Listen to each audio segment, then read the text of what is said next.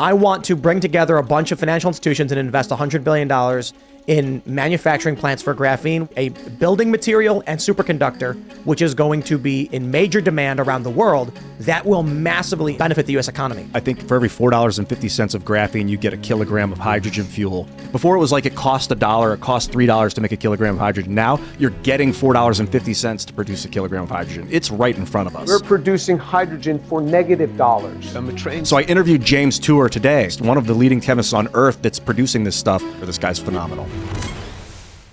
This is Dr. James Tour, comes out of Rice University. James is one of the pioneering scientists, leading researchers on Earth, I guess, dealing with graphene at this point. And without abusing your title and recognition, like, how would you describe yourself?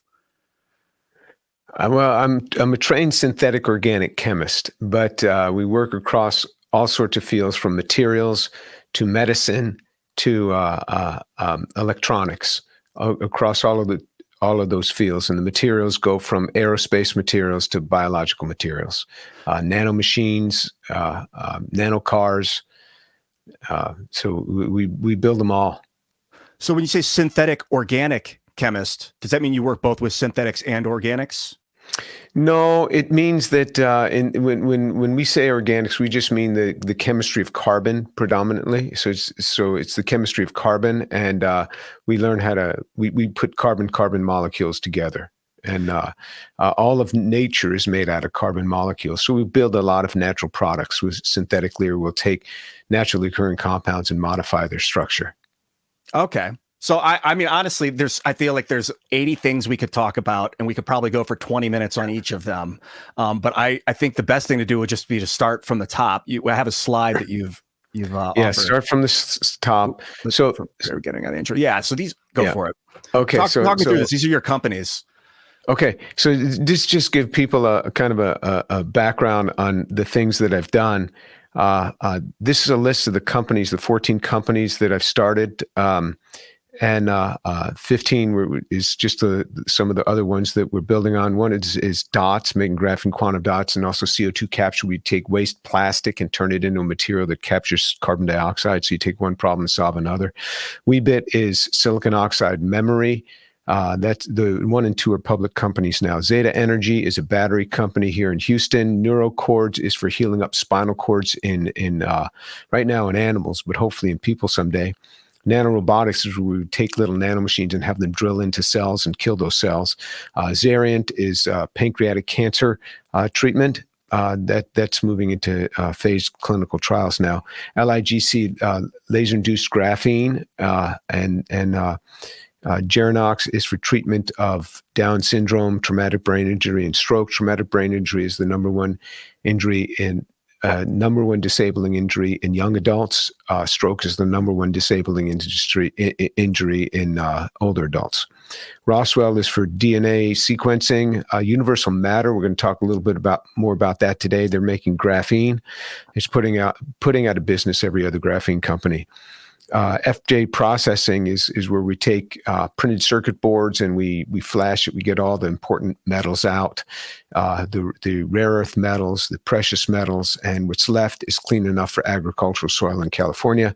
They're also all the e-waste, battery recycling. They've licensed all of that. So that's an FJ processing. United Standard Materials Corp is making, instead of graphene, making carbon nanotubes and silicon carbide by flash process. And Flash Hydrogen Corp is capturing the hydrogen and using it from the process.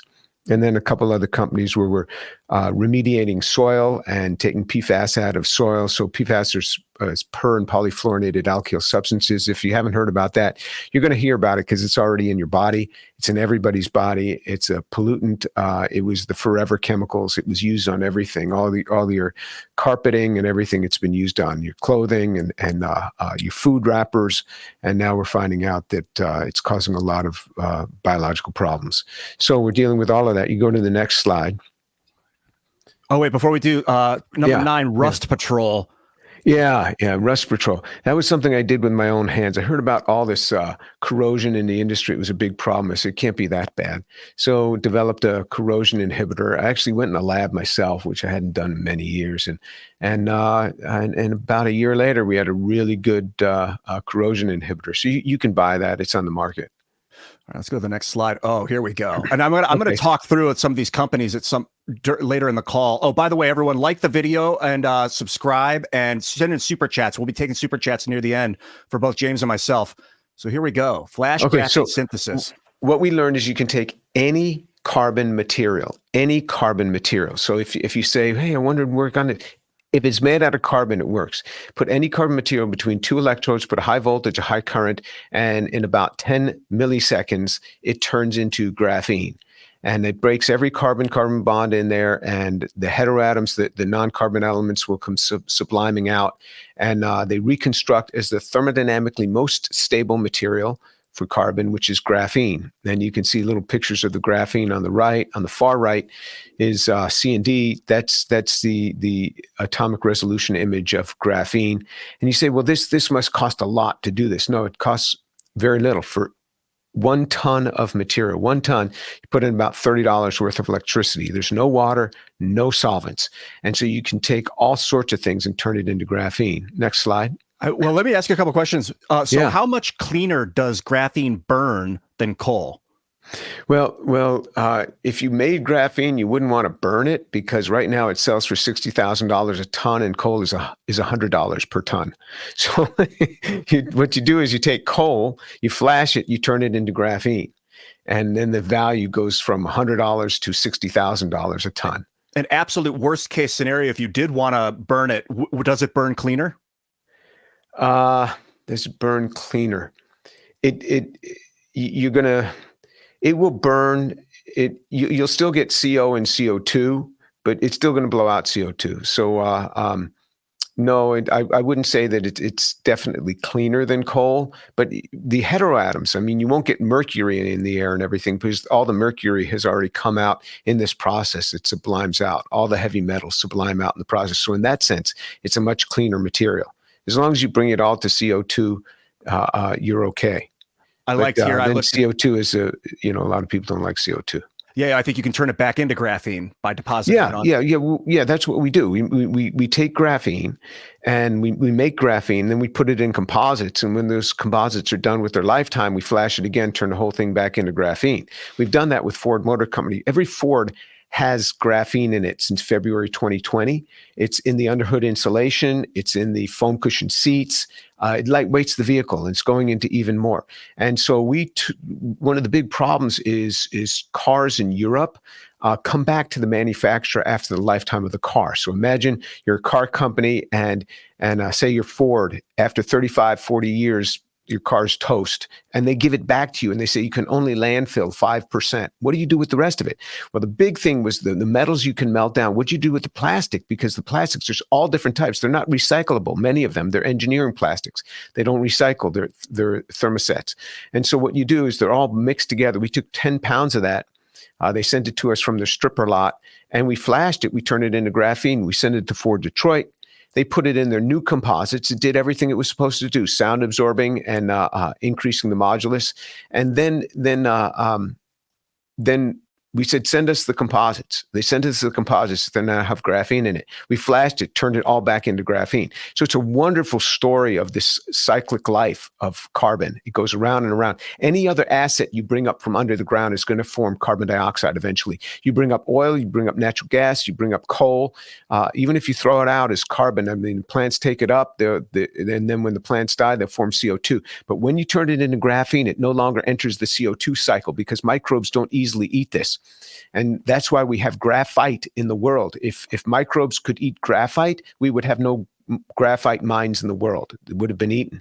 And so this is a great way to fix carbon to make sure it doesn't enter the CO2 cycle again. It's just amazing the way it impacts the world. I looked at the way it's being hit with lasers here up top where you see the temperature, and it looks like you're pulsing it over the course of 10 milliseconds, like a little pulse, then another pulse, then a third pulse. And then actually, what you're doing is you're confusing two of our technologies. You have something called laser-induced graphene. That's for patterning on a surface. This is just electricity, just voltage and current.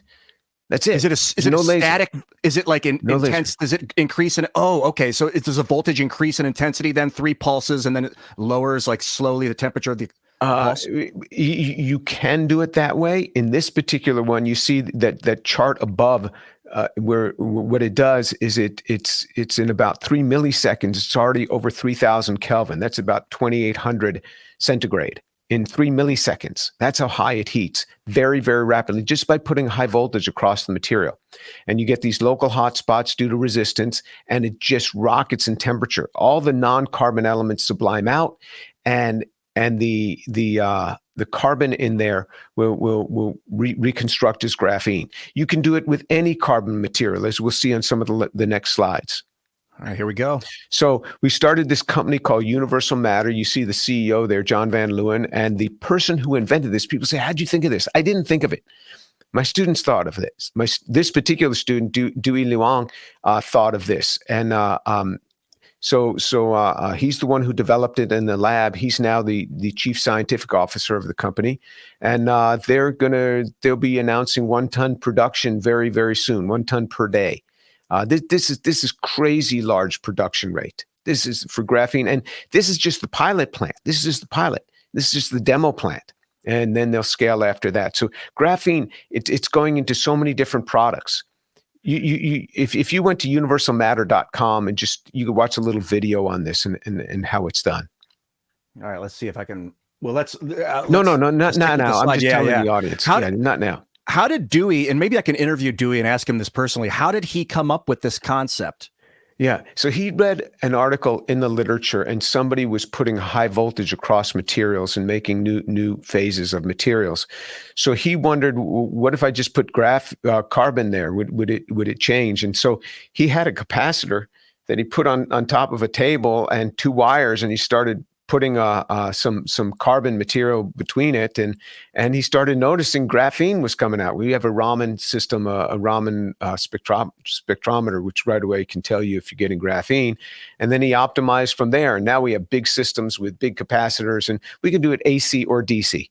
And just flash the material. But that's how he came up with. But he's a very, very creative and sharp guy. I mean, he slept in the lab. He had a little bed underneath there. He would just work and sleep and go back to work, and soldering and building. I mean, he's a student in applied physics. Got his PhD in applied physics. All right, let's go to the next slide. Yeah. So it's going into all these different products. You got concrete. You got asphalt road. You put 0.1%, 0.1% into cement, it will triple. You use 1/3 less concrete, 1/3 less. So concrete is 8% of all CO2 emissions for human beings, comes by the making of concrete. If you can lower that by 1/3, it is a substantial amount. And so you can do that. If you put 1% in an asphalt road, it will triple the life of the asphalt road. I mean, imagine the energy savings on that if you could triple the life of an asphalt road. So Universal Matter has paved whole parking lots with this as demos. It's going into paints, it's going into wood composites, going into metals, plastics, bone composites, lubricants, films, corrosion agents. So it's going to all these different products. And you say, well, are we going to find out this is toxic? Look, graphene has been in our environment already. If you drink whiskey, you've consumed graphene. These charred barrels have graphene in them. We bought a bottle of whiskey and did the transmission electron microscopy, and sure enough, there was graphene in there. Graphene shears off of graphite in riverbeds. And so graphene is part of our environment. It is non-toxic. You can drink it. It is non-toxic. People have been drinking it. So it's something already in our environment. It's something that's a naturally occurring material. It's just that it's not available in large volumes like this. And so we're just found ways to make it. So it's a great material in that sense. And like I said, whatever asset you bring up, it's going to form CO2, except this. Once you turn it into graphene, it stays fixed very, very well. You don't have to stop it forever. Even if you delay it by 100 years, in 100 years, CO2 won't be our problem. We'll have other problems with you. Yeah, I have a feeling we'll start pulling the CO2 out of the air and turn it into graphene, begin competing with trees. So we're going to have to be very careful. No, we've done that. We've turned CO2 into graphene. We have a paper on that. I'm It's only already come concerned out. that people will create a revolutionary industry and then they end up taking too much out. So we've got to be really careful. Oh, and Treat it yeah, like you a don't want to resource. take. Yeah, trees need CO2. Let's go to the next You slide. can go to the next slide. So, food waste, 30 to 40% of all food is thrown out. Why? Because it goes bad, and that's worldwide. And food forms not just CO2; it forms methane on decomposition, which is several times worse greenhouse gas than CO2. You have plastic waste, you have rubber tires. Flash any of this, it turns it into graphene. Like I said, any carbon material. Those are plastic is carbon material, tires are carbon material, food is carbon material. That's why we eat food, because we're carbon, and so we eat carbon. If we were made out of silicon, we'd be eating sand or something. But so you flash anything, you could turn it into graphene. It's a great way to deal with human waste. Is it? Oh, wow. That's great. Yeah. Is it feasible to eat graphene, like, and subsist off of it? No, I don't think. I don't think you'd be able to subsist off of it because it wouldn't digest very easily. I mean, it'd be. My guess is it just wouldn't decompose fast enough in your body. It wouldn't metabolize, so it'd go right through you. There's a guy named Boyan Slat who has the Ocean Cleanup Project. If you haven't heard of him, he's got machines that go out of the ocean and set up these huge tethering systems, and they're catching plastic and recovering it and bringing it back to shore. There is an island. There is an island in the Pacific that's bigger than the state of Texas, 10 feet thick, and it's all plastic waste. Half of it is plastic bottles and things that have come out of Asia, and the other half is fish nets that wrap it up. And it's just floating out there. And you could turn it into graphene if you wanted to. Could you technically do it while it's in the ocean? That'd be hard. That'd be hard. That'd be really hard because you got salt water and you got to put a current and a voltage through it. So it'd have to come out. You could do it you could do it shipboard. Okay. So the next slide is the Department of Energy had what's called an Earthshot program. You've heard of Moonshot. This is Earthshot. And we're not funded by the Department of Energy. We're funded by the Department of Defense.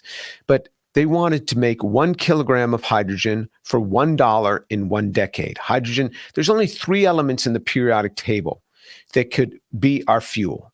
That's it. Hydrogen, carbon, or plutonium. Carbon is what we use now. Hydrogen is another one. That's what the sun uses. And then plutonium. So take your choice. What do you want to use as a fuel? Sun, wind, that's not a fuel. That's an energy source. Fuel is something you can put in a bottle and transport it around like that. And so we're now found a way to make hydrogen for $. That means we make money when we make hydrogen. It doesn't cost us anything to make hydrogen. You say, how can that be? We'll show you in the next slide. So what we do is if you look in the top left, that shows you the amount of hydrogen demand that there's going to be. In the next couple of decades, the amount of hydrogen consumed is going to be much larger. So we're going to go to fuel cells. You take hydrogen, you put it in there. You can just combust hydrogen; it'll go to water, and you can power things, but you also get heat. But if you put it into a fuel cell, you get a lot less heat generation, so your efficiency goes way up, and you convert it into electricity. It used to be made predominantly from oil. Now it's predominantly made from natural gas, but soon it's going to be made by other methods. You know, waste plastic is a big problem in the world. What we found is that you can take waste plastic, you put it between the 2 electrodes, you flash it, and it turns into graphene with the evolution of hydrogen, H2. So the byproduct that comes out of this is actually hydrogen. So here you're taking waste plastic off the street, you're converting it into a building material that can be used in batteries. It can be used in wind turbines, used in building materials so that you're using less asphalt, less concrete.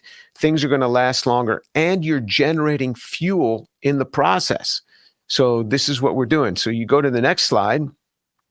You see. I mean, this is just showing that the vast majority of the material on the top right, you see these bars there. The tall bar is the hydrogen that comes out versus the other gases. There's a little methane, ethane, and propane, but it's mostly hydrogen gas that comes out. You don't have to separate the plastics.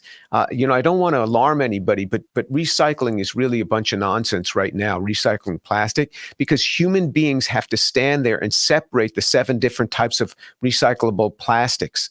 They manually separate it, and then those go in and they're washed. For example, high-density polyethylene is washed 3 times with hot water and detergent after it has been manually separated.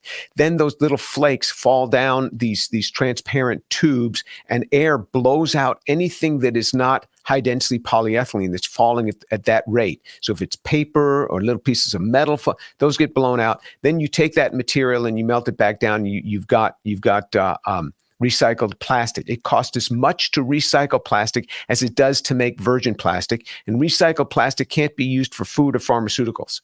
So we don't have to separate the plastics. We can take them all mixed together. It doesn't matter because we're just turning it all into graphene.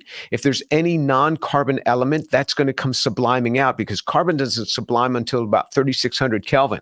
Silicon, aluminum, that's all coming out about 2,800 Kelvin. So those all separate out.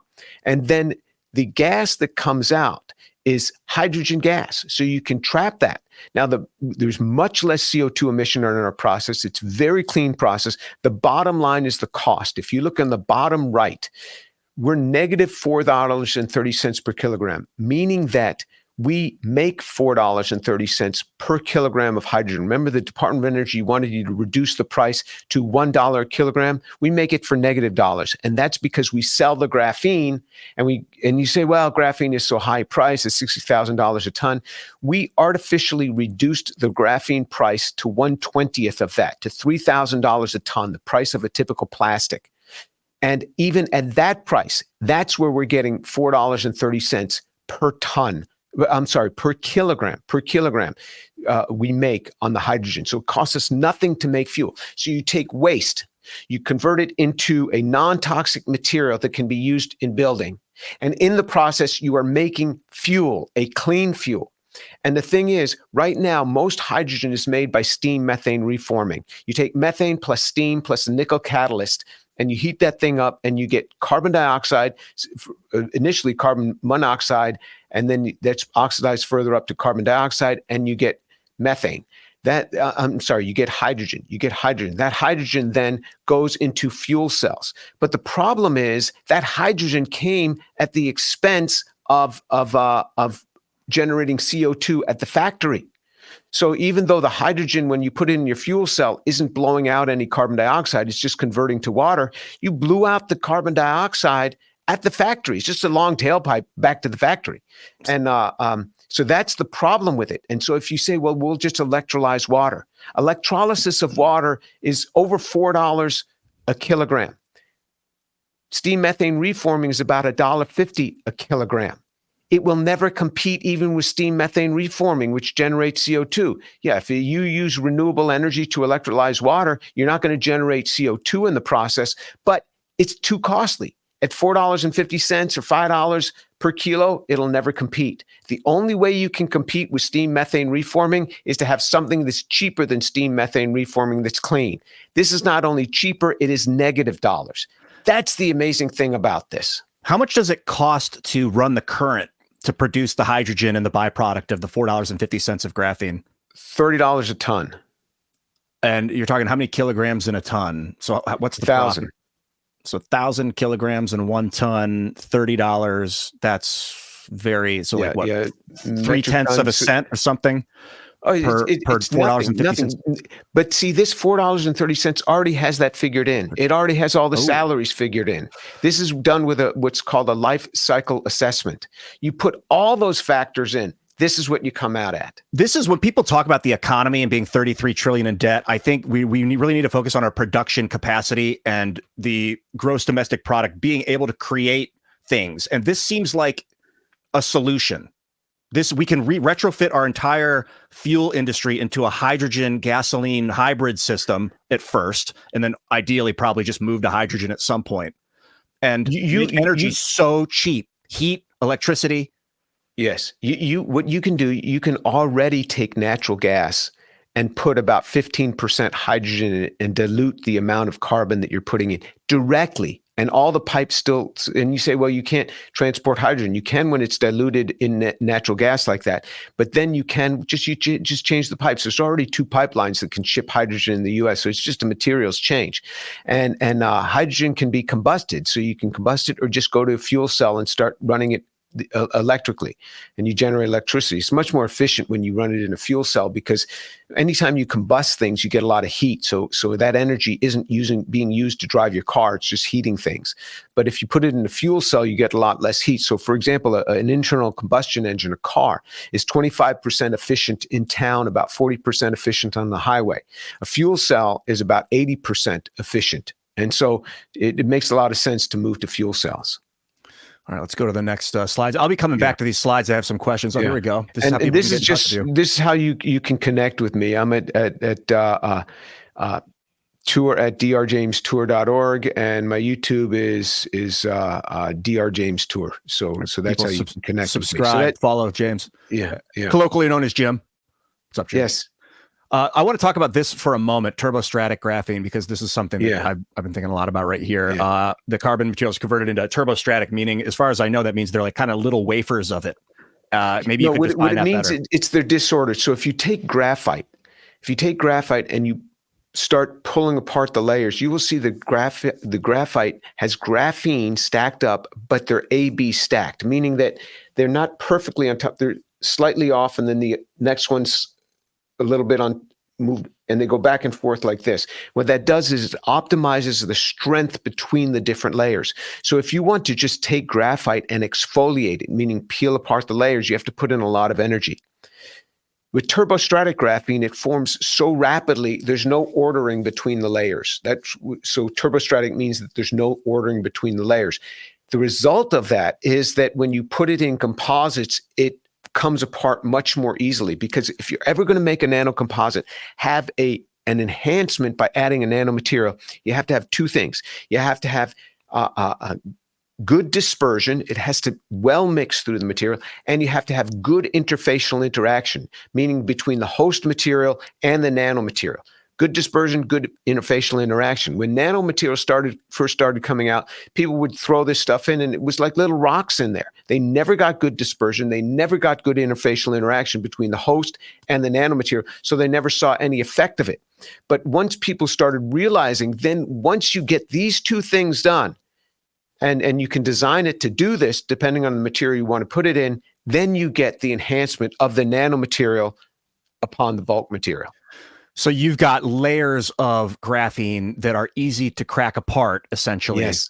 And then, so what I'm wondering is, you're familiar with twistronic graphene, or twistronics in general? Yes. How do you know all about this? I've been following this. This is my life, man. I love graphene. Let me pull this slide up here. We're talking about taking the twistronics. So you layer graphene on top of other layers of it at a 1.1 degree angle called the magic angle. And then they're finding you can do multiple layers. So can you, while creating this turbostratus, can you have it land in 1.1 degrees on top of itself? No, that doesn't mean that we won't be able to at some point. But right now, it's just randomly oriented. If we could get that magic angle, that would be wonderful. And that's why I'm talking about sacred geometry and metamaterial patterns and shapes. If we can use a frequency to kind of guide the formation of the stratus, maybe we can just create these superconductive long wirings that can hold, like, conduct and capacitate lightning, for instance, things like that. Mm-hmm. I'm very excited about. Yeah, we don't know how to do that. All right, one step at a time. Yes. Let's see where else I got. Oh, and so then what I would think is, like, I'm imagining here. Let me pull up this one.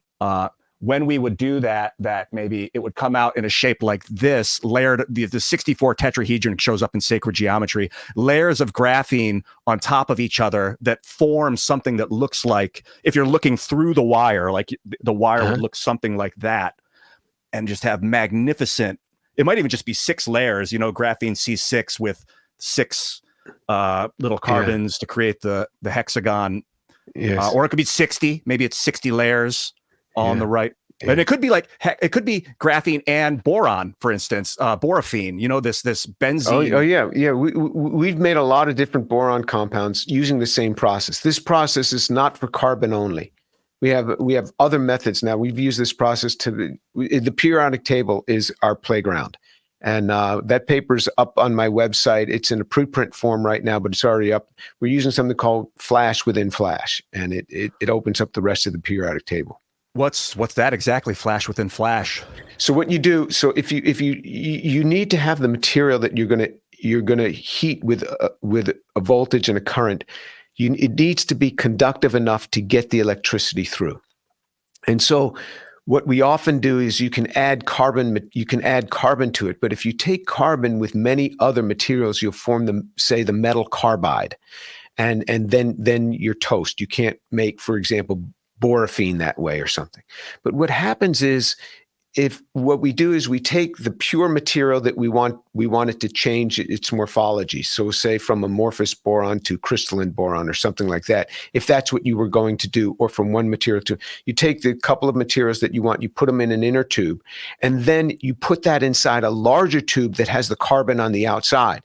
You flash the carbon, you're turning it into graphene, it's heating to over 3,000 Kelvin in a few milliseconds, and then that heat transfers to the inner tube. And then what's in the inner tube is not exposed to the carbon, but it's just exposed to the very high heat. And then boom, it forms the new material. Okay. So Sounds toroidal. It's just a flash within a flash. You put one tube inside another tube. And the other interesting thing about this is that what we're finding is the amount of energy that you need to make graphene or any of these materials goes down dramatically when you have a current going through the material. It's not just the heat, it's the current as well. So you're using about 1/3 the amount of energy that you would theoretically need to do these reactions, because you also have current going through materials, which is a new effect. It's just been known in the last few years that current may affect synthesis, and it really does. Randall Carlson has been studying I think it's called plasmoids technology, and the way that plasma seems to enjoy working in a torus. It's its favorite shape to go in. So they take these spheres and they pinch them down and up, and they create little toruses within a system, and the plasma just goes wacky. And they're saying they're like reducing pollution essentially with these things in carburetors or in engines. I don't want to misrepresent his technology. Were you gonna say something? That's interesting. I mean, what we're doing is we're not making a plasma. We're actually running a current through it. Plasma would be where you don't have an actual current. You're generating a plasma between these things. But we're running a current through. So it's a different technology. But I hear you. I mean, we're doing other things with plasmas in my lab. Oh, that's interesting. I'm going to go back to this earlier slide. I want to look at some of these. I had questions about some of your other companies.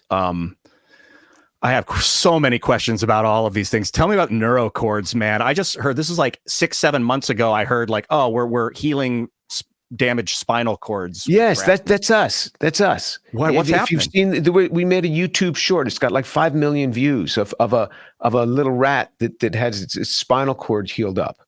And I don't know if you can bring that up, but I'll look for it. Yeah. Yeah, it's a YouTube short, and in 30 seconds, you see a rat we cut its spinal cord completely in two at the base of the neck, which is C5, the base of the neck, and completely in two. And then we put 1 drop of a 1% solution of graphene nanoribbons in there. And what you do is you bring the two ends of the spinal cord together, you touch them, bring them apart, touch them again. And what happens is that aligns the graphene nanoribbons to be in line with the spinal cord. And then what happens is the neurons always grow from bottom to top and top to bottom, but they normally just miss each other.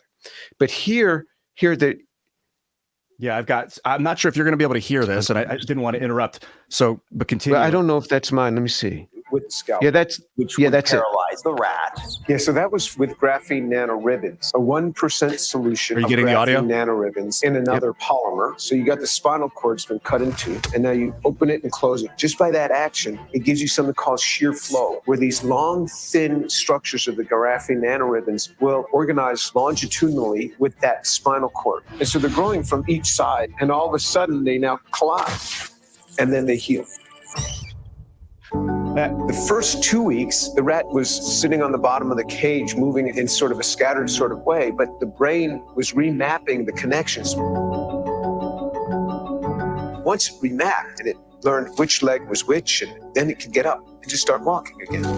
So the hope is that injured spinal cords could be healed with a technology like this. It's not there yet, but that's the hope. But you did it with the rat. Correct. There it is, man. You guys healed. Yeah. That's it. That's it. Scored a 19 out of 21 after 3 weeks. It was running 21's optimal mobility. Scored a 19 out of 21 after 3 weeks. 3 weeks after the surgery, we're completely cut in 2 spinal cord. This is like the paralyzed are walking again, the deaf can hear again, the blind can see. Yes, I mean, the poor have the gospel preached to them. We were talking about religion and God and things like that too. And gosh, I mean, the technology is just so phenomenal. I could go on for 18 hours about it, but how are you feeling? Do you think, you think God is real?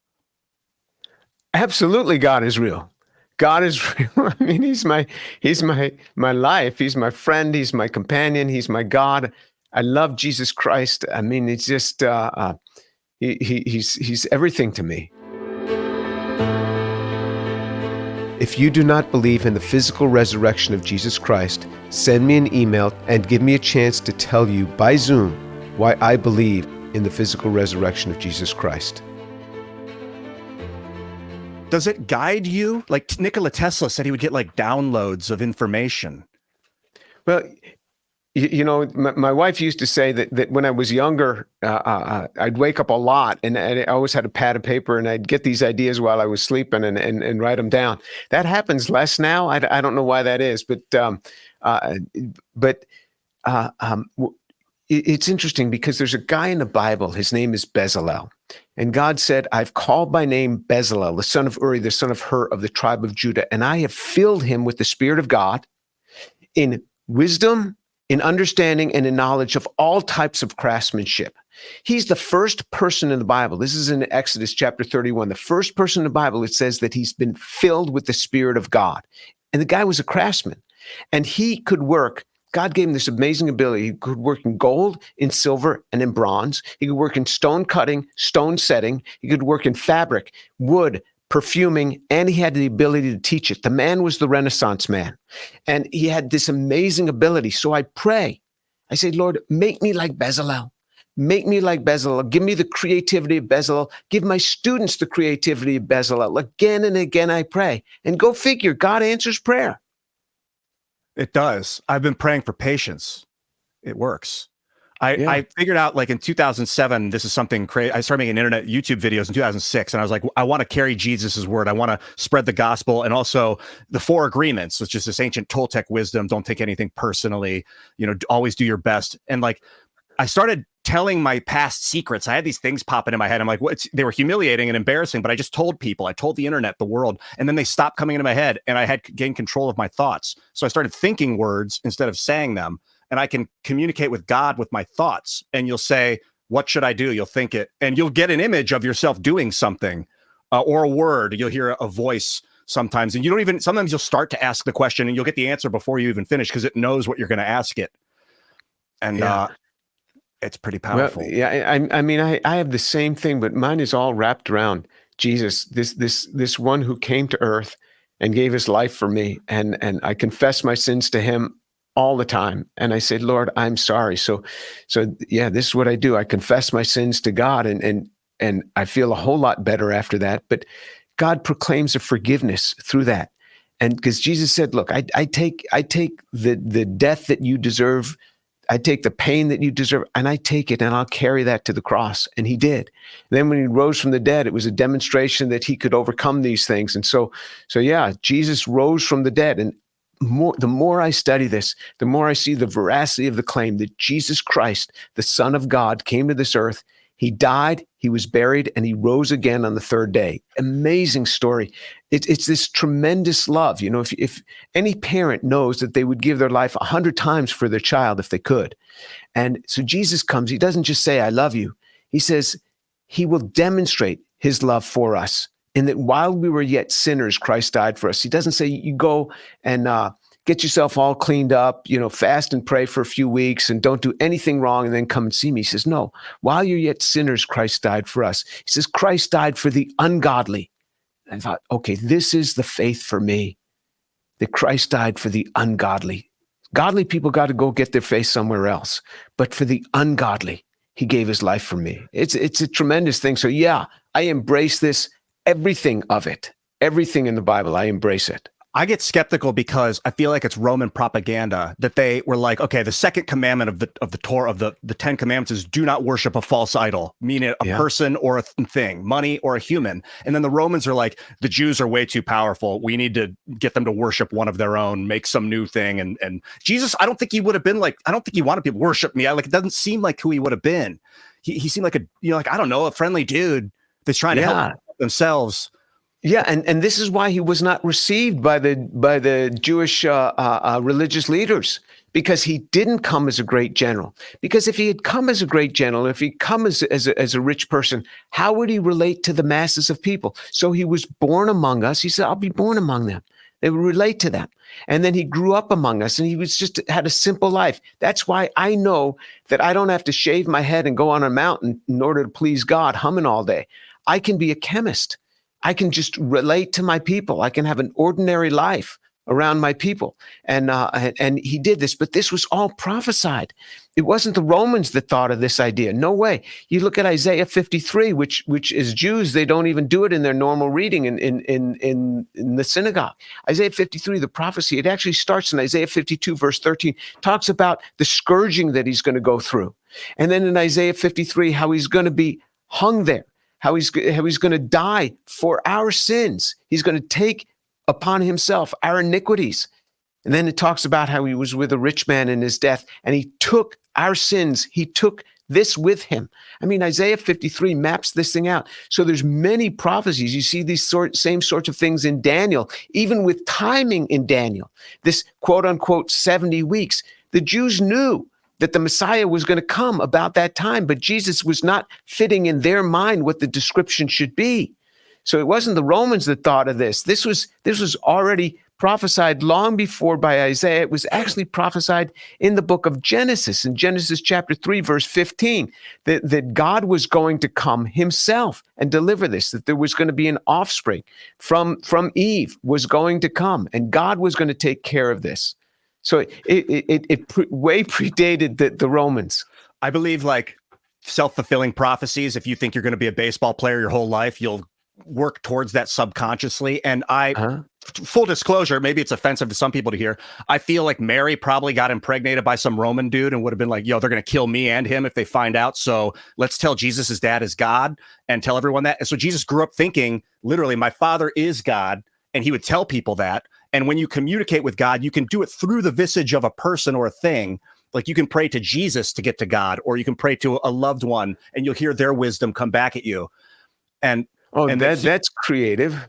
That's creative. I've never heard that one before, but it'd be hard to fulfill the number of prophecies that Jesus fulfilled. I mean, he could believe all these sorts of things, but there were so many prophecies that Jesus fulfilled, and he walked around healing people. I mean, nobody, he even fulfilled the things that the rabbis said only Messiah would be able to do. Only Messiah would be able to open the eyes of a man born blind, they taught. That's what they taught in the first century. And here comes this guy. And that's why when he healed the guy who was born blind, he says, look, no one has ever healed a person who's been born blind.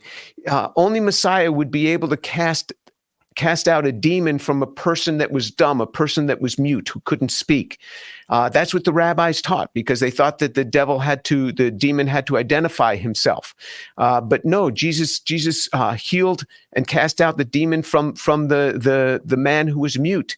Only Messiah would be able to heal a Jewish man with leprosy. Naaman had been healed, but he wasn't Jewish. They had pages and pages of how to deal with a leper. In the Old Testament, there was never a Jewish leper that was healed once the law was complete. Miriam was healed before the law was ever complete, but after that, never a Jewish leper. And what does Jesus do?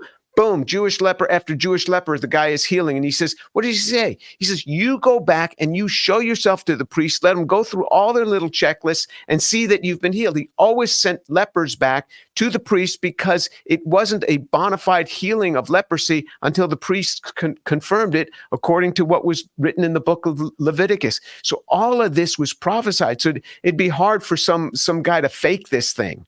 Really hard to fake it. What was he doing to heal the lepers? Because it's like a bacteria. Now we know. They thought it was something else back then. But was he like cleaning them with water and like using Reiki?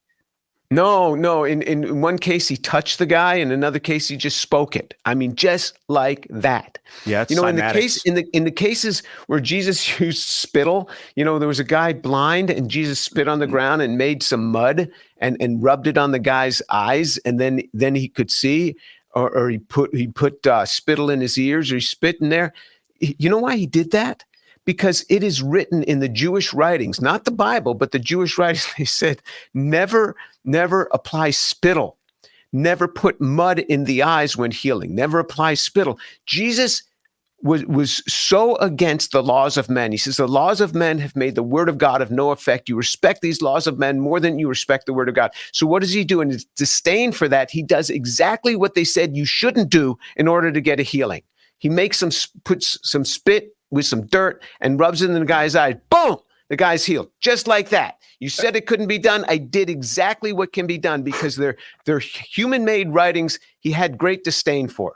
This is why I'm just constantly directing them back to the word of God. Yeah, exactly. I'm so resistant to human religion because of this. It's like, that's the word of man. It's all fake. Like, I don't even trust CNN without references. And how am I going to reference some 2,000-year-old book that the Romans had their hands all over? Like, it's about God. I don't hate, but I'm very concerned about the worship of a man. So like, that's why I'm like, Jesus was the shit. I love him. I like him. He's one of my biggest inspirations on earth. But I don't know him. I don't even know who he was. I don't even know if he was real. He probably was real. You said even CNN. I'm thinking the most CNN. I mean, that's not what I'm going to try. But that's exactly it. Humans always want power, always looking for human power. And Jesus never sought that. He never sought that. He said, look, I could have my disciples fighting for me. I could bring down a legion of angels here to fight for me. I mean, it's just the opposite with God. Just the opposite. God is so good. Jesus is so good, so gracious, so loving. I mean, he just poured out himself for us. He taught us how to worship his Father. I mean, who can relate to God? He's in heaven. He made the 10 to the 90th particles of the universe. Who could relate to him? And so what he says is, I'll come myself, and I'll explain to them what it is to have a relationship with God. I had these friends who had tropical fish, and it's terrible to have tropical fish. You got to have pH has to be just right, salinity, temperature, light, special rocks, special plants, everything. Beautiful fish, but he could never see them. They'd always swim behind the rocks every time he got close. He says, I wish I could become a fish and explain to them that I mean them no harm. That's exactly what God did. He says, I will come among them, and I'll explain that God means you no harm. You can have a relationship with him. Here's how you do it. You don't have to go up on a mountain and shave your head. You can have this relationship with him. And he lived this life, and he made the way for us to have that relationship. Jesus is the best in every way. Dude, I was highly skeptical of God growing up. I was agnostic. And then I saw cosmic microwave background radiation. Yes. Through a radio. Oh, I'm familiar with that. Yeah. Looks like a neural net. And it looks like your brain. Like there's some fractal semblance, and I'm like, okay, it's real, dude. And that's what confirmed that the universe had a beginning. That's what confirmed it. Oh, you know what? I actually think the universe is a torus, and that the reason you see the red shift and it looks like things are getting farther away faster is because the wavelength is it's bending. It's curving around on itself. So it looks like if you look at a wavelength like this and then it turns, it looks like the length is getting longer. So it'll look red. It's actually just turning. So it's wrapping around, coming back through the big crunch, blasting out through another bang around through the crunch again and blasting out. And it's always been the infinity. That is the God is accepting always. I mean, it clearly had a beginning. The Bible tells us it had a beginning. And what's amazing is that God is this information. It says in John's Gospel, chapter 1, in the beginning was the Word. Word is information. Information is independent of the medium upon which it is inscribed. It can be inscribed in all sorts of things. If I have a thought, this is just electronic patterns in my brain. And then as I think about it more, you start getting protein synthesis. And after I go to sleep on it and wake up, I have now neuron interconnect pathway in my brain for this thought that I had. Now I write it on a piece of paper. Now that information is now on a piece of paper. I type it in my computer. That information is now on SRAM. I hit a button, and now it goes into flash memory, a deep trench capacitor in a transistor. And now I upload it to the cloud. It is now in an RF wave. Same information. It's in an RF wave, and it goes into a box on the wall. From that box, it goes down a wave, down a wire, an electronic wave, into a server farm and gets dumped into another flash memory. And so it's been on all these different mediums, but the word is primary. The medium on which it resides is secondary. This word, it says, this word was in the beginning with God. He was in the beginning with God. It says he was with God and he was God. This word, this information was God. And then in verse 2, it says, he was in the beginning with God. It gives it a pronoun, it gives him a pronoun. He, it's an individual. And in verse 14, it says, the word became flesh and dwelt among us, and we beheld his glory, glory as of the only begotten from the Father, full of grace and truth. That word, that information took on human flesh and dwelt among us. And we saw his glory, John says. And in his epistle, he even goes further. He says, we held him. We held him. We had Jesus there. We beheld him and we held him. We touched him. That word became flesh. That information became flesh. That's cymatics, I think. The vibration of the universe is causing matter to form as such and becomes apparent as matter. Like, I think what's happening, the Higgs field, there's this it's either a spin or a high frequency vibration that's cracking and appearing as light, and then it's cooling down into matter slowly, something like that. But what I think when they say God's a man, that's an interesting con. See, God doesn't give us all these details of how that happened. He just tells us it becomes flesh. And this is why on Origin of Life, I keep pushing the details. Sometimes people say, why can't you just accept that God made life? I do accept that God made life, but I want to know some of the details that he left out of his book. And he reveals some of these things to us to say, that could be or that couldn't be. But what you're doing is you're trying to put some explanation behind these things that happen. So it's interesting to see this coming from you. Like if you're vibrating a tide pool with amino acid and you find the cymatic resonance that will cause the shape to form into a certain pattern and you're pulsing it with all these different vibrations, you may actually be able to guide the formation of life. But life has so many components, but you can certainly guide the formation of things through sounds, through waves, through RF waves. You can certainly guide formation of matter, how the matter is going to arrange itself. You have the matter, but how it's going to arrange itself. When they say that God is a man, I think that's patriarchy, personally, that the Romans or whoever were like, we got to just control these people. Let's say it's a dude and get them all to worship the father. And like these women are like, oh, son of a bitch. Well, I'm not sure that the Romans particularly liked Jesus or liked Christians. I mean, Nero set Rome on fire just to blame it on the Christians. Tacitus talked about how they were killing all the Christians. He was a Roman senator, and how they'd wrap fresh animal skins around them and throw them to wild dogs. Pliny the Younger says he's taking these people who worship Jesus and saying he's alive, and he's putting them to death. And Trajan, the emperor of Rome, says, yeah, just keep doing that. If they won't recant such a confession. So I'm not sure the Romans really wanted the Christians around. I shouldn't blame the Romans. It's just the patriarchy. That's that whole God is a man thing. That's my vibe. I just find it as an energy field, like a vibrating essence. I sense it. This subatomic spin, like what's causing this gyration, this gestation of force. I want to find out. I got to ask you this specifically. You were saying that you feel or you believe that Jesus's body rose from the dead. And yes. What I kept thinking is, you're as a material scientist, how? Yes. What the is it sublimation? What's happening? So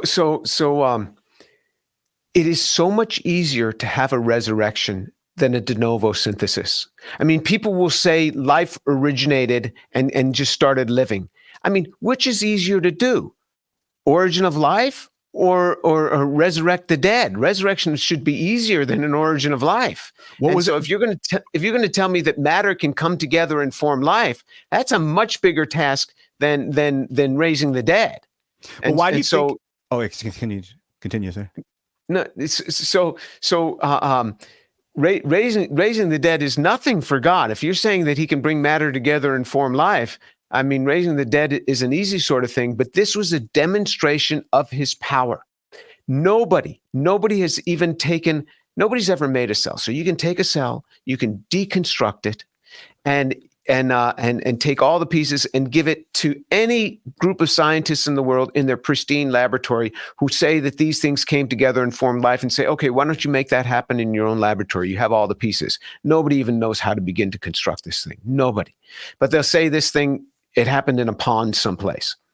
So if you have a cell that just died, you haven't taken, it just died, bring that thing back to life. We have no idea. We don't even know how to define what it is we just lost. And now you want to bring that thing back to life. That's how far we are from making life. But for God, who created life ab initio, out of nothing, to bring back a life is not a problem at all. And this is exactly what was prophesied. And this is exactly what my Jewish brethren miss, because they thought the Messiah, they thought, a lot of Jews think there's going to be two Messiahs, one suffering Messiah and one reigning Messiah. But what we know is that it's the same guy. The same guy. He came as the suffering Messiah, and the next time he comes, he rose from the dead. He's coming back as the reigning Messiah. This was all prophesied. So how did God do this? All the molecules were there. He just infused it with this thing that we can't even define, with life, and it comes back to life again. I'd like to know some of those scientific details. I will. And we might understand some of those in time. I'd never say that we won't understand, because he gives us an overview. He gives us the Reader's Digest version of what he did, but he doesn't give us the details of how these things happen. We didn't know why two parents are tall, the child is going to be tall.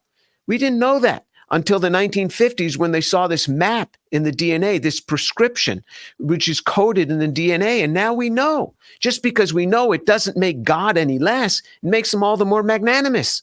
That we understand that, oh, that's how the information is retained. It's retained in the structure of the DNA. And that's why two tall parents, it's coded for a tall child, because you're matching their DNA. I mean, so one day we'll learn this. But yeah, God brought Jesus back alive. And over again, this is one of the most perfect foundational points in history, in antiquity, the resurrection of Jesus from the dead. These people talking about it, these people seeing him. Over 500 people saw him at one time, risen from the dead. And Paul says, you can go ask their names. Most of them are alive to this day. And he goes through all these people that saw him. Hallucinations people can have, but hallucinations are never shared. And here you have 500 people seeing him at one time. He walked on earth for 40 days. They thought they were seeing a ghost. He says, no, come here, feel me, touch me. He says, I have flesh and bones, as you see I have. Thomas said, I won't believe it unless I stick my finger into the hole in his hands, and unless I stick my hand into the hole in his side. Because when Jesus was on a cross, a Roman soldier stabbed him so hard in the side, it opened him up, and blood and water gushed out. Why blood and water? The water phase had already separated. So after time, you get a coagulated phase of deep red, and you get an aqueous phase that's just light pink. And this is what came out. He had been dead for hours already on the cross. And it is into that hole that Thomas says, I won't believe it unless I stick my hand. Is this a man who's trying to believe this? No, he doesn't believe it at all. He thought, some guy with long hair and a white robe or something must be an imposter. Jesus appears to him and says, Thomas, come here. Stick your finger into the hole in my hands. Then he tells him, he commands him, the risen Savior commands Thomas to stick his hand into his side. Some people say that he didn't do that. How can you refuse the risen Savior? Thomas is sticking his hand into the hole in Jesus' side. No imposter is walking around with a hole in his side big enough for a man to insert his hand and inviting people to do it. Jesus ate with them. He met with them in Jerusalem, in Emmaus, and the road between Jerusalem and Emmaus. He met with them indoors and outdoors. He met with them up in the Galilee. He cooked a picnic for them, a fish picnic for them on the beach in Galilee by the seashore. Jesus walked on earth for 40 days doing this. So over and over again in all these sightings. And the amazing thing is, these people went to their death saying that Jesus died and rose again, saying that they had seen Jesus. They went to their death saying that Jesus had risen from the dead. I would die for what I believe. There's nothing fancy about that. Lots of people would die for what they believe. These people weren't dying for what they believed to be true. They were dying for what they knew to be true because they saw it with their own eyes. And nobody dies for what they know to be a lie. That's what I'm These talking about. people saw it with their own eyes, and they went to their death. And you look at the description of their death. It's crazy what they were going through. One was flayed alive. Another was boiled in oil. I'll tell you, if they were boiling the oil for this guy, he just said, before I go in there, psych, April Fools, let me tell you where we buried the body. No, again and again, he was there. So this is so much evidence for his resurrection. Have you heard of phantom DNA? It's an experiment. I've heard of it. Remind me what that is. Well, as far as I know, and I don't want to misrepresent this, it's kind of off the cuff. I wasn't planning on talking about this, but maybe I should have, that they took DNA in a vacuum and they hit it with photons. And then the photons start to revolve around the DNA and like sort of function with the DNA. And then they remove the DNA and the photons stay there for a set amount of time as if the DNA is still there. And I'm wondering if Jesus's spirit was still manifest because of the love and that the people, the adoration, people, truly, he was a part of people, that his embodiment was available to perceive. And especially that, I don't know if they were tripping their balls off with like psychoactives and what they were on, or if they were just true meditatively understanding and believing him that he would be there with them perceptually. Well, actually, they were not believing. Even when he appeared to them, the women said, hey, we've seen the risen Savior. They're like, oh, come on. You can't be real. I mean, none of them embraced this. They weren't longing to see him. They never thought he would rise from the dead. They never believed it. And he had to show them all these things to try to believe it. So in that sense, they were not trying to believe it. They didn't believe it at all.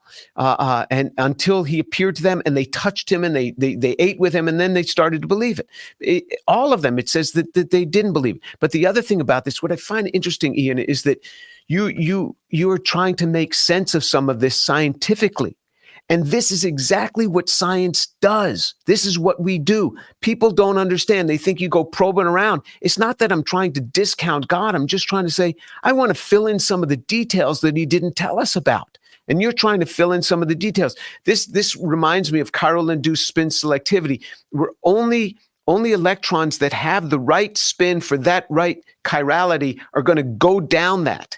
And the other ones don't even go in because they would backscatter. They'd heat too much. So this is a new phenomenon in the last 20 years that has been found. So what God does is he gives us more and more insight over time through the sciences onto how he might have done some of these things.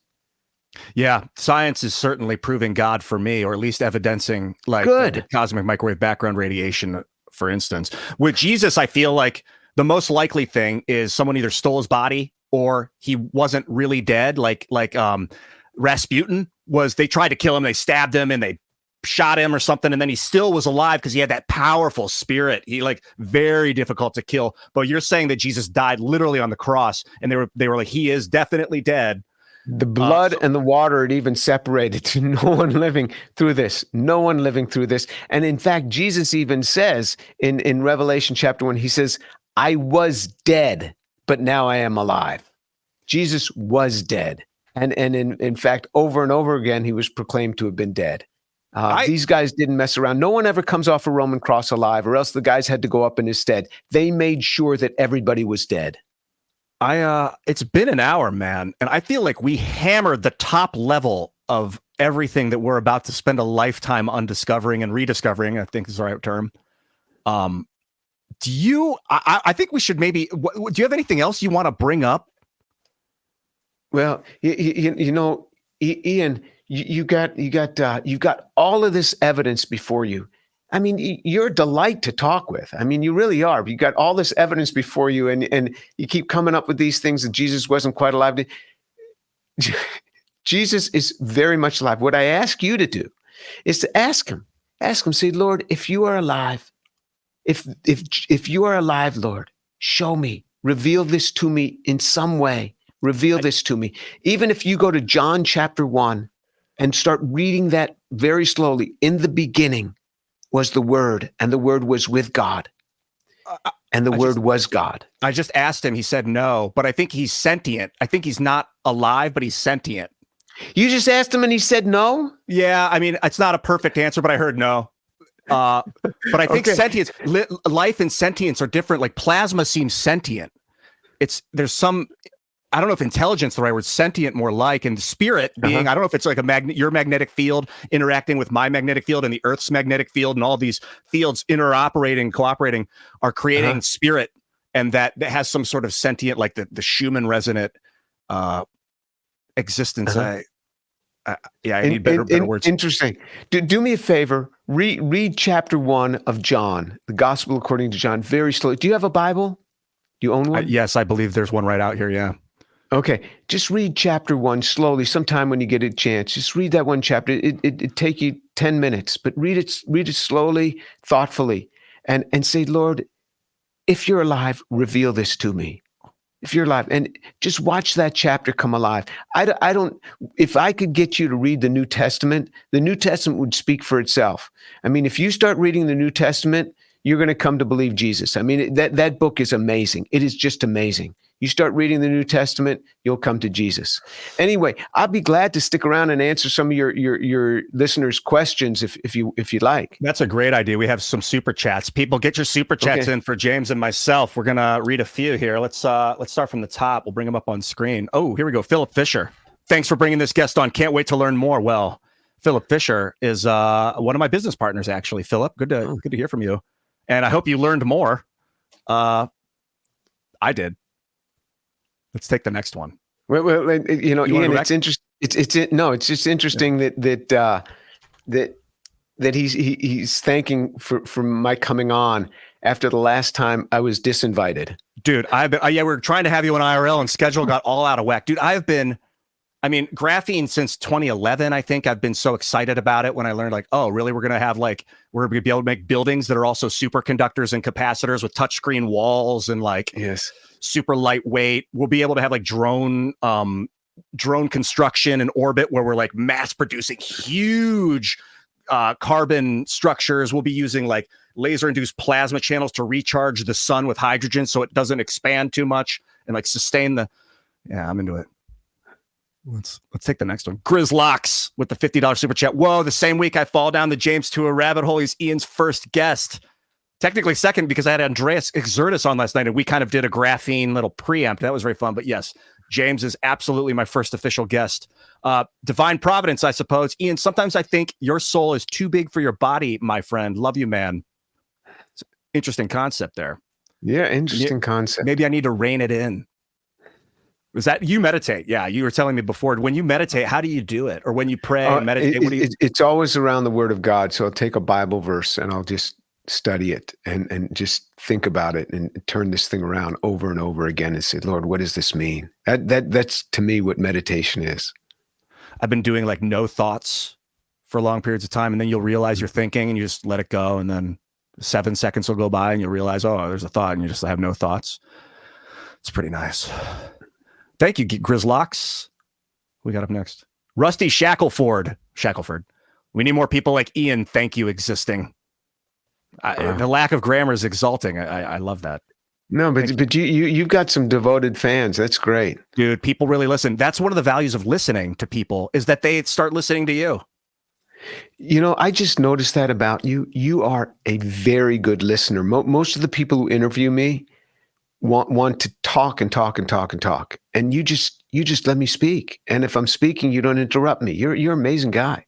Yeah, I think I followed all of it 100%. There were some terms you were using early on the slideshow presentation that I didn't understand. I didn't know what they meant, but I can learn that. And I'd like to do this again if you're interested and take it to the next level. We can do it again. Yeah, big time. Justin Desroches. I like that name. Desroches. Ian, this is great. All 20s today. Are you familiar with the 20, the metaphor? Have you ever played Dungeons and Dragons? No, I've never played it. You roll a 20-sided die and when you're playing the game, and if you roll a 20, it's a critical success. Okay. So, and if you roll a 1, it's a critical failure whenever you're trying to accomplish something. It's pretty funny. So, Justin, thank you for the critical success. You rule for firing up your channel. I wanted to learn more about graphene. Well, today you did. Yes.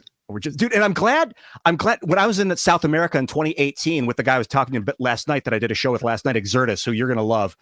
We went down there to start a graphene company. My friend was pulling plastic out of the ocean. We were like, well, we can break it down with Pestiolopsis microsporae, this fungus that eats plastic, converts it into sugar. And Andreas was like, and then we can mix that with carbon to create like a super strong, lightweight building material and 3D print these tubes to create geodesic domes. So we had this plan to do that. But the way we were going to make the graphene was with chemical vapor deposition onto a copper strip in a vacuum. You'll never make enough. Exactly. And it just didn't feel, it felt like, and they were like, how much money are you going to make? And I'm like, I'm not into it for the money, man. Universal matter would put you out of business really Exactly. So I think lasers is absolutely the way to go. I mean, until we find, maybe we can do it with sound in the future, but universal matter is going to be doing it until then. I want to become a part of it, or at least publicize the shit out of it. I love it. I'll do the Indian Jesus, who I'm going to do a show with up and coming. Ian, I would do anything to chat with you about religion and God. I think we could shift an entire paradigm with one conversation. Let's connect.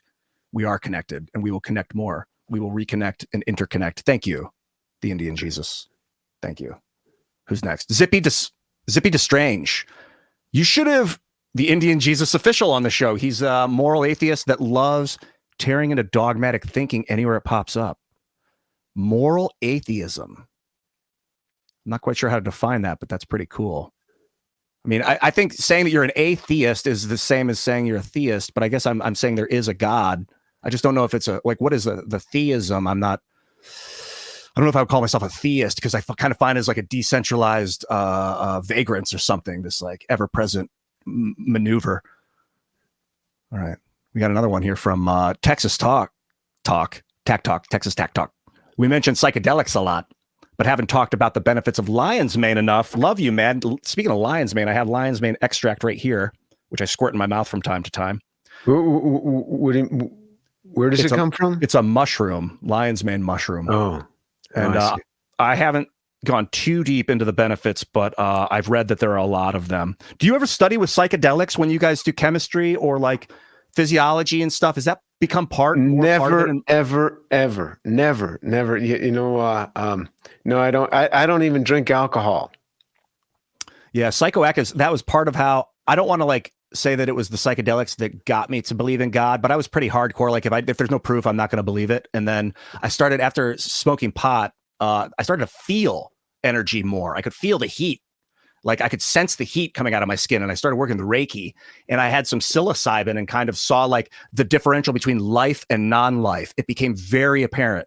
The living matter is like so amoebic. It's like, I mean, it's stark, and that's helped me kind of this whole proof or not proof. I mean, it's a good thing. I mean, the New Testament is full of proof. I mean, it's a document of evidence. That's what people don't understand. They think that it's some kind of blind faith. It is not. It is a faith based on historical facts over and over and over again. And the more we research it, the more historical facts. So this is not a blind faith at all. So I agree with you there. Well, you're of Jewish descent culturally. Yes. I was born and raised a Jew. I'm a Jew. I would die a Jew. I just believe Jesus is the Messiah, just like all the apostles. They were all Jewish. Oh, cool. Yeah, I love that Jesus was Jewish. He was like reforming Judaism. Yeah, Jesus was Jewish. I mean, when I was a kid, the rabbis told us that Jesus was Christian. They didn't want us to know that he was a Jew. Who knew? I didn't know. And I'm a big fan. Yeah. I think we got another one here from Keith. What's up, Keith? Does graphene occur naturally like Buckminster fullerene buckyballs does in soot? Or is it structurally created by moving a current through it? No, it's not. All of graphite is an agglomeration of graphene layers. So, and then there's also graphene in coal. We had a paper, maybe 2015 or something. I think it was 2014, 2013, where we took coal, and I remember it was in my office, sitting right at this table in my office. I was with a bunch of students, and I said, here's a piece of coal. I'll bet in coal there's little pieces of graphene that haven't yet gotten bigger and bigger to turn this thing into graphite. I bet it's little pieces of graphene interlinked with hydrocarbon chains. And I looked around at my students and I said, which one of you will go in and take this and put it in nitric and sulfuric acid? It'll chop up, it'll oxidize all the aliphatic, and we should get little pieces of graphene. And the older students just kind of smirked and laughed, thought it was a crazy idea. There was one brand new graduate student. I said, here, your job, go do this. He went and he did it. Boom. It opened up the whole flask filled with this fluorescent material, and it was all what was called graphene quantum dots. Inside coal is these little graphene quantum dots, and that was the origin of what is now the public company DOTS. Yeah, I have that right here, actually. Let me pull that up. Oh, not that one. This one here. That was the first company, I think, in the slideshow. Yes, in the slideshow. That was the first one. Wait a minute. Here we go. Come down. Where are we at here? Oh my gosh, this is the first moment of dead air that we. Oh, sorry about that. I had you removed. I'm still getting familiar with the tech, everyone. So thanks for bearing with me. Here we go. The quantum dots. So does this mean that the graphene has surface area but no core? That means, so it's just very small. They can be 2 nanometers, 3 nanometers. They could be 70 nanometers, and every one fluoresces differently. Some fluoresce red, some fluoresce blue, and everything in between based on the size of the quantum dot, based on the size of the graphene. Can you actually produce one hexagon of graphene? Or does one it need hexagon like of graphene? That would be a benzene ring. Yes, you can buy a whole bottle of it. It's called benzene. Are they less functional than 6? It's a solvent. It used to be a common solvent. Now they don't use it as a solvent anymore, because what happens is your body oxidizes it up to benzene epoxide, and then it reacts with N7 guanine, the N7 on guanine on your DNA, and it functionalizes the DNA, which most people don't like to do. Oh, what does that mean to functionalize it? You've modified your DNA, and it's going to give you cancer. And so thankfully we have little enzymes that run up and down and kind of pull those things out. But if ever they get left, it's a site for modification in your genome. And I heard that this site. Oh, yeah. The East Palestine burn off, when they burned all those chemicals, that benzene was being released into the air. Is it absolutely? Can we like hit it with a laser to create graphene out of benzene and just have it fall as particles? No, that it's kind of too dilute in the air at that point. I mean, all you can do is just let it dissipate at that point. We when I was an undergraduate, we used to use benzene in the laboratory, and then after that, they took it out of the lab. And they said this is too carcinogenic. It used to be a very common solvent, but that's just one hexagon, and it's hydrogens coming off all the ends, because you have to fill the other vacancy. So yeah, but that's benzene, and you can buy a whole bottle of it. We got bottles of it in the lab. Oh, so benzene is 6 hydrogens? 6 hydrogens, 6 carbons, 6 hydrogens. Oh, it could be either or. No, it is 6 carbons and 6 hydrogens. Thank you for I appreciate the de facto chemistry lesson as well. This is helping me quite a bit. Yeah, that's kind of what I do for a living. That one is easy to answer. Man, you are the teacher. I am the student. I think we have this one. We talked about the Buckminster Fullerene. Yeah, Bucky. But no, I never answered this. All right. So does graphene occur naturally like Buckminster Fullerene? Yeah. So yeah, it answers. It has it in coal, and like I said, as individual layers or as very few layers, coal shears off. I mean, graphite shears off in riverbeds and is floating around, and you can see near single layers, even from these charred barrels of whiskey. You run a TEM, you see these little flakes of graphene. Yeah, so it does occur naturally. Yeah, it's a naturally occurring material. Thank you, Keith, for that awesome question. And then Texas Tac Talk. I think we grow your own lion's mane, heal your brain. There's studies showing recovery of damaged brain cells. That's excellently fascinating. I didn't know that. That's our final super chat for the day. Jim Tour, Mr. Mad Dude. Thanks for coming out, brother. Oh, this has been fun. This has been fun. You're a great interviewer. You listen. Oh, thanks, man. And you're one of the most fascinating scientists on Earth, in my opinion, at the moment. So I really appreciate the time. Ladies and gentlemen, yeah, absolutely. I'm going to throw up, James, your data again so people can follow you all over social media. They're going to be following your work. Down with the my YouTube channel, Dr. James Tour. Go there. See me there. And you can see that. Check out my YouTube channel. And I'll post this video up there too. We'll cross fertilize because I'm sure my audience is probably a little bit different than your audience. Excellent. That's how we do it. That's synergy in action. Ladies and Yes. gentlemen, like the video, subscribe to the channel. We'll be doing a lot more of these. Stay tuned, and we'll see you later. If you're enjoying this series, give us a thumbs up and click the subscribe button, and that way you'll hear when we're coming out with new videos. There are no salaried employees in this organization. All the accounting, all the legal work, that's all done by friends of mine. The only thing that I have to pay for is the production work, and if you could help us out with that, I'd appreciate it. There's a link below where you can just click on that and help us in several different ways. Thank you.